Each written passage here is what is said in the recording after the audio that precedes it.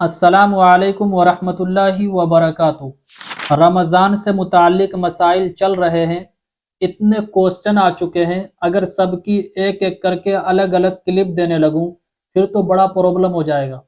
आज मैं आपको रमज़ान के मुताल्लिक ही मियाँ बीवी के 3 मसाइल एक ही क्लिप में बताने जा रहा हूँ। पहला मसला सुनिए, ये काफ़ी लोग पूछ चुके हैं, मुफ्ती साहब रमज़ान में क्या मियाँ बीवी का मिलना नाजायज़ है? क्या मियाँ बीवी हम बिस्तर नहीं हो सकते हैं? तो मेरे भाई ऐसा नहीं है।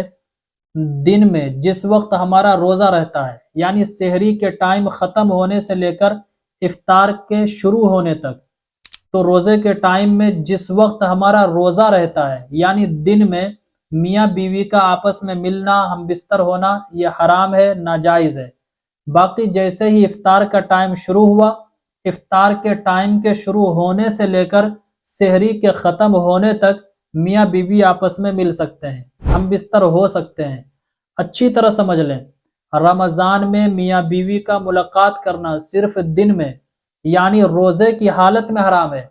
इसके अलावा इफ्तार के शुरू होने से लेकर यानी मगरिब से लेकर सहरी के टाइम ख़त्म होने तक मियाँ बीवी मुलाकातें कर सकते हैं।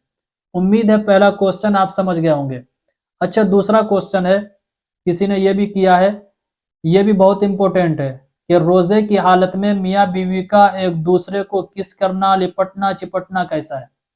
तो देखें, किस करना ये जायज़ तो है, लेकिन बहरहाल मकरूह ज़रूर है।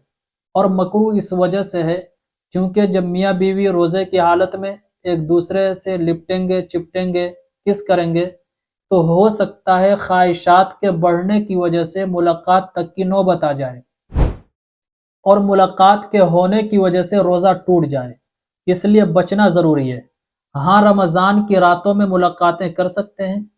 चलिए, तीसरा इम्पोर्टेंट क्वेश्चन है, सहरी के बाद मियाँ बीवी का एक साथ सोना कैसा है?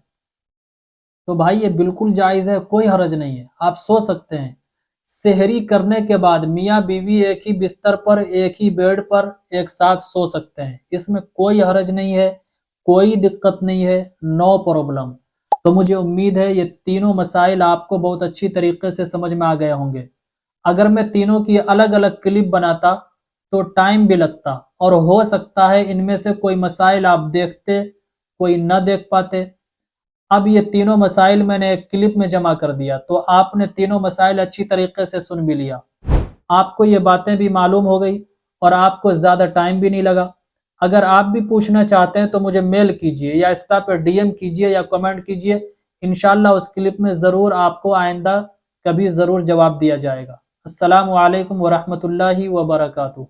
इस्लामिक स्कॉलर मुफ्ती खिज़र हयात पारस मनी के ऑफिशियल चैनल को सब्सक्राइब कीजिए, जहां पर मिलेंगे आपको मुफ्ती साहब के बयानात, इस्लामिक हिस्ट्री, शरई मसाइल और भी बहुत कुछ सीखने को। जज़ाकल्लाह।